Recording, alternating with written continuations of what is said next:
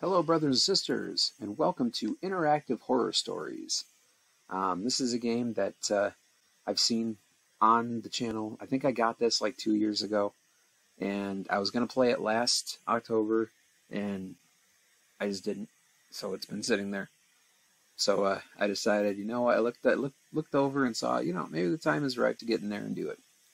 So we're going to start with the first story, The Doll. You are a single mother. Your daughter Lisa is an intelligent girl who doesn't have any friends.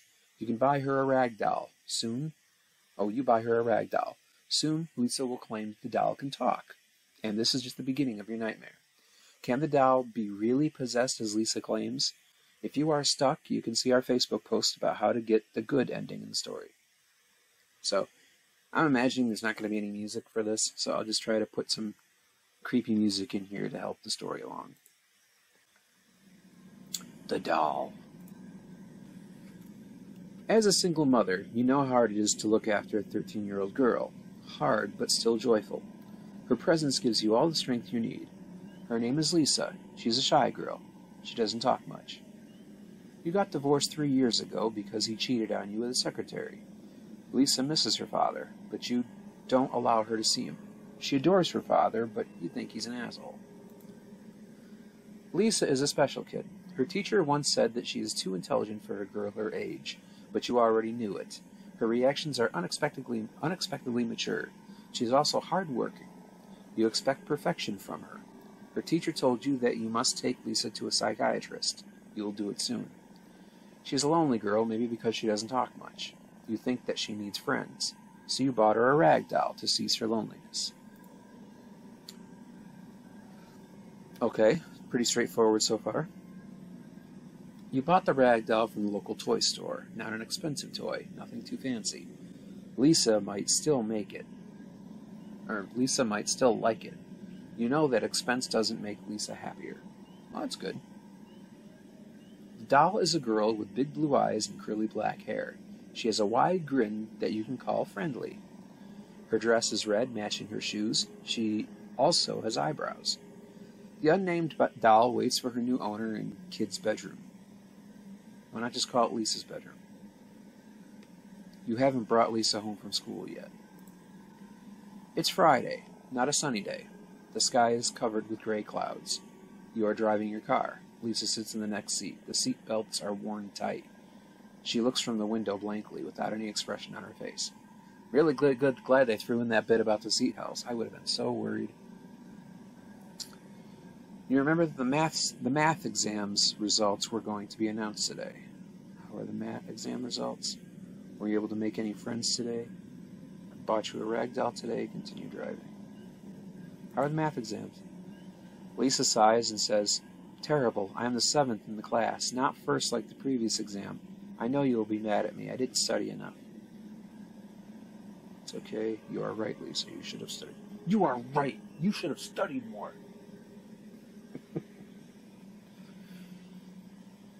I don't know. She knows what she did wrong.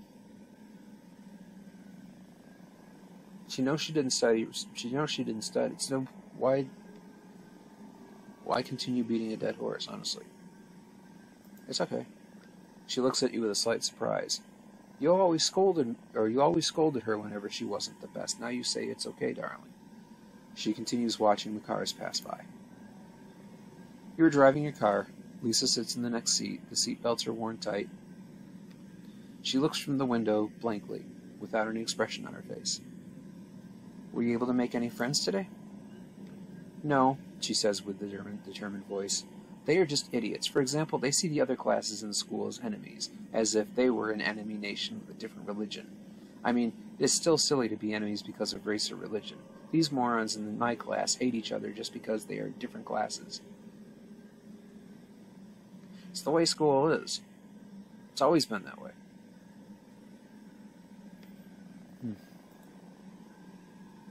You are driving your car. Lisa sits in the next seat. Okay. Bought you a rag doll today. Oh, that's nice. Thank you, she says. There isn't any excitement in her voice. I guess we just continue driving. You finally arrive home. The doll is in your bedroom, Lisa, you tell her. She climbs up the stairs slowly. Apparently, she isn't so excited about the doll. You follow her to her bedroom. She picks up the doll that's on her bed. I will think of a nice name, Lisa says. But I have to go. I have got homework to do first. Play comes after study. Right? Yes, study. So you leave Lisa alone in her room. You've got a lot of work to do anyway. Not only you will cook, but you will also need to work on a novel's cover illustration as a freelance artist. The deadline is close, so you work hard nowadays. Fancy job. You are not so happy with your life. You force Lisa to study in order to have a better life than yours. Make sense? You work all day. The only break you take is the dinner. You don't talk about anything during dinner with Lisa. It's 22 o'clock. 10 o'clock. Bedtime for Lisa. You visit Lisa before she sleeps. She's in her pink-dotted pajamas. She is holding the doll in her arms. Mom, I'm going to tell you something, but you won't believe. After a few seconds of silence, she speaks. The doll can speak. She told me her name is Anna.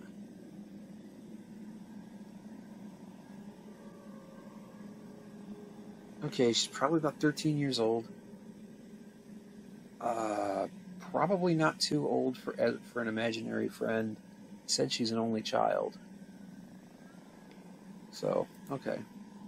Lisa explains. Anna says that she was nothing but a piece of light, a light that's drifting in absolute blackness, a weak light in the infinite darkness. Then she found life in this doll. She was waiting in the toy store for a friend, lonely, and today she found me. She says that she loves me. Don't be ridiculous, dolls can't speak. I believe in you. We need to throw that doll away. I believe in you. Keep the doll. And what did you tell her? And what did you tell her? Lisa smiles. And I said that I will be her new friend, and I will always love her, she continues. And then she told me that she was happy. Happy like the times when she used to be an angel. Used to be an angel? Like a fallen angel? Hello, Lucifer. I believe in you. Keep the doll. Okay. Lisa doesn't show her emotions usually, but this time you can see that she is surprised. Oh, thank you very much, Mom, she says. You kiss her goodnight and leave her with Anna the doll. Press. You hear hysterical laughters coming from the garden. They belong to a girl, specifically Lisa's. You stand up and look outside the window. You see Lisa standing and laughing in the garden under the pale moonlight. She is facing back. You can't see her face. Go to the garden. You climb down nervously. You wear your shoes and walk to the garden. Lisa doesn't react to your presence. You approach Lisa and put a hand on her shoulder. She turns her face to you. It is not Lisa's face. It is not even a human face. The texture of the face is a gray rag. The eyes are quite big for a human. So is the wide smile. The voice changes. It doesn't belong to a girl now, but a demon. She stares at you and laughs. You wake up. It was just a nightmare. You're all sweaty with terror. The morning has already broken.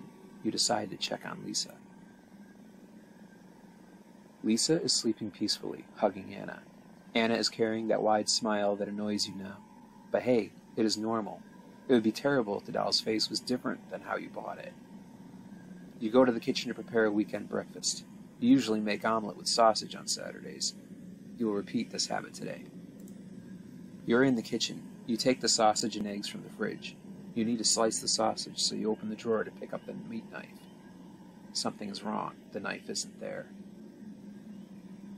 Search for the knife in the kitchen. Look inside the garbage bin. Oh yeah, because someone threw the knife away. Search for the knife in the kitchen. You search the whole kitchen. No drawer is not looked into. You even looked into the fridge. No, the knife isn't there either. There is only one place you haven't looked inside. The garbage bin. You open the lid. You couldn't find the knife inside the garbage bin. You search the knife and everywhere possible, but it's in vain. So you decide to use another knife to prepare the omelet. After you've prepared the omelet, Lisa wakes up and joins you in the kitchen. You eat the breakfast with her.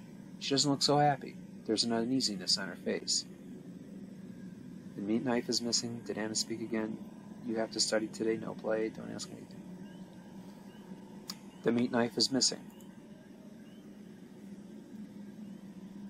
It is strange, Mom. I have no idea where the knife went, Lisa answered. You eat breakfast with her. She doesn't look so happy. Did Anna speak again? She did not speak today, but she kept changing her facial expression. Sometimes she looked so happy, sometimes not. She was frowning. There was anger in her voice. I can't understand her. Lisa continues eating the breakfast.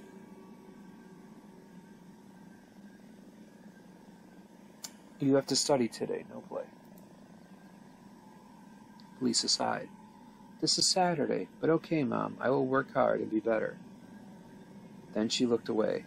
She might be hiding her thoughts. She was not such a vocal girl. You eat the breakfast with her. She doesn't look so happy. There is an uneasiness on her face. Don't ask anything.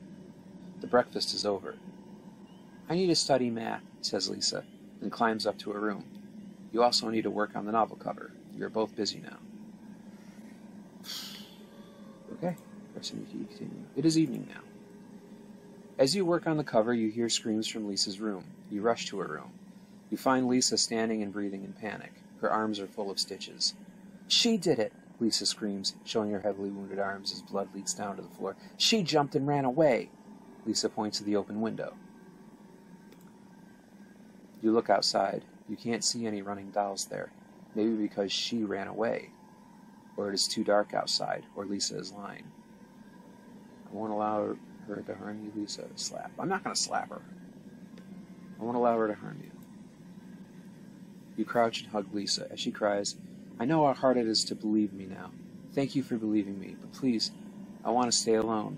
I know that she won't come back. So you let her stay alone in her room after closing the windows and locking the door. You make sure that no doll can trespass.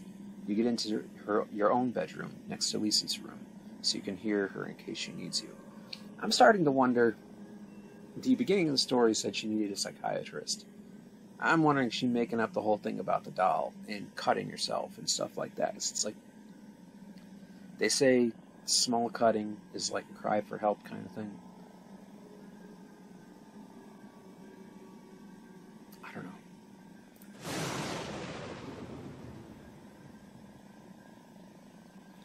It's 3 a.m. now. It's raining outside. Lightning strike and enlighten your dark room, your dark bedroom. You haven't slept. You don't care about the freelance work you got.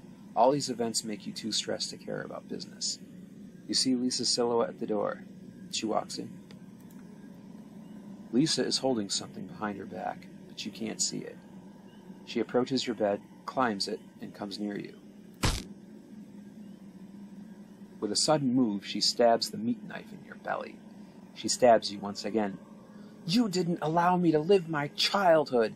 She keeps stabbing your body with insanity. I hate you, Mom. I hate you. These are the final words you hear as your own daughter repeatedly stabs you and commits matricide. So you've got the achievement, matricide. The end. There are two possible endings.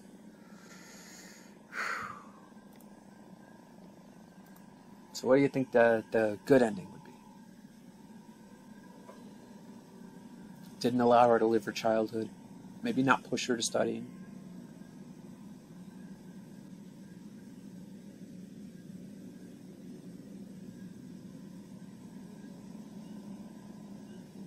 Could say to completely ignore the claims of the doll. Maybe if I keep those, I don't know. Let's see. 13-year-old. Her presence gives you all strength you need. Her name is Lisa. She didn't talk much. She's shy. Divorced parents. Special kid. Intelligent for her age. Unexpectedly mature. Told you that you must take Lisa to a psychiatrist. Doesn't talk much. She has no friends. Bought a doll. Okay. Picking her up from school. Maybe I won't even ask about the math test. Were you able to make any friends today? No. Bought you a rag doll today. Oh, that's nice, thank you. Driving. Play comes after study. Don't go so hard on yourself. So you leave Lisa alone in her room. You will work all day, right? It's 10 o'clock, bedtime for Lisa. You visit Lisa before she sleeps in pajamas.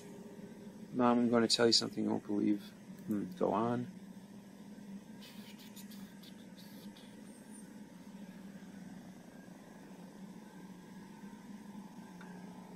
But I believe you. We need to throw the doll away. Okay, you can keep your friend. Maybe that surprised her.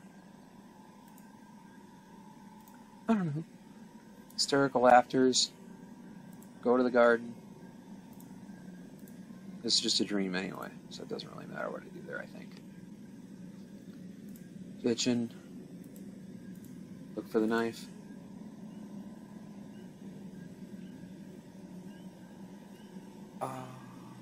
The meat knife is... No, I'm not even going to address the knife. Did Anna speak again? I understand. Don't ask anything. She says she needs to study math. It's evening now. So your work. Oh yeah, she did it. She jumped and ran away. I won't allow her to harm you. Crouch and hug Lisa. I know how hard it is to please. I know that she won't come back. Okay. You see Lisa's silhouette at the door. She walks in. Lisa turns on the light and approaches you. Mom, I need to confess something. The doll was not possessed or anything. I made it up. I really need to get psychiatric help. I feel you urge to murder you. Please help me. You hug her. You had done parenting failures before, but it is not too late to fix them. And your mentally ill daughter. I got an achievement. Good, Mom. Nicey nice. So, yeah, that was that. That could be a terrifying situation, I guess. All right, that's interactive horror stories with a doll. I don't know. I think it was interesting. The writing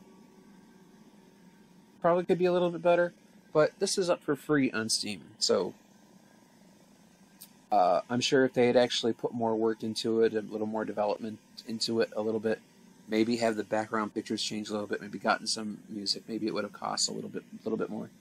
But as it wasn't bad. That's definitely an interactive horror story. I like the kind of choose your own adventure kind of thing, but that was interesting. And there's still 6 more to go through. And I don't know if we're going to do any more of these, or all of them, or some of them. I don't know. But that's going to do it for this episode. Thank you so much for watching, and we'll see you in the next one.